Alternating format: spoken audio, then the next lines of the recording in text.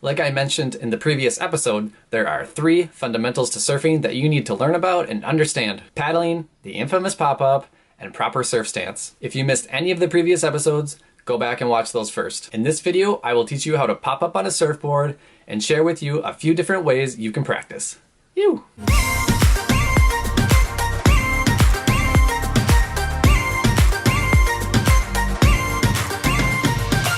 The pop-up is one of the most important aspects in surfing. It's what gets you off of your stomach and onto your feet so you can shred those waves. You will struggle to find a good surfer who hasn't perfected their pop-up, so I really encourage you to practice, practice, and practice so that you can rely on muscle memory when you're out in the water. Alright, enough talking, let's get to it. First, make sure you are in the right spot on your board. You shouldn't be too far forward, you shouldn't be too far back. Your toes should be right at the end of the board, just like I showed you in the paddling video. If you've stumbled across this video looking for help on how to pop up on a shortboard, well, you've made a mistake already. Get back to learning how to do the pop-up on a beginner board and then move on. Second, your head is up. Don't look down at the board. Look at where you want to go. Third, place both hands flat on your board, right by your pecs and your ribs, and keep your shoulder blades pressed together. Don't grab the rails. It creates an imbalance. Now you're actually ready to explode to your feet. In one fluid motion, with your back already arched, start to push up and move your feet forward underneath your body. Your feet should land in the center of your board, and by center, I mean if there was an imaginary line running down your board, front nose to tail, it should go right through the middle of your foot. Your arms should stay in place until you're up, and your front foot should land about where your hands were when they were on the board.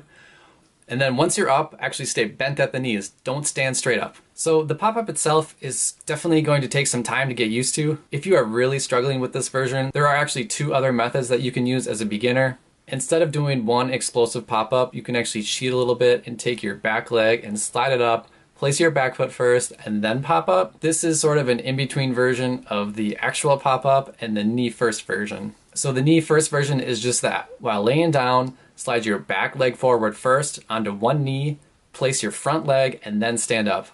Ideally, you don't want to be doing this. It's way too slow for real waves, but for starting out in whitewash, this is okay, and it can help you get used to paddling and getting in the right spot on your board.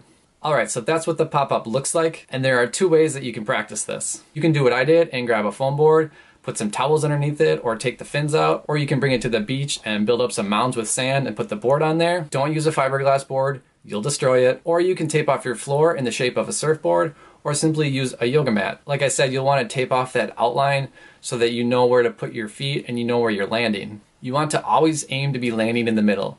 You want your feet to be perpendicular to that imaginary line that I drew through the board. The more off-center you are, the harder it will be to balance on an actual wave. So practice this over and over until you're consistently hitting the center with your feet. The other thing to do while you're practicing is really get into the mindset of paddling first and then popping up. So paddle, paddle, paddle, pop up.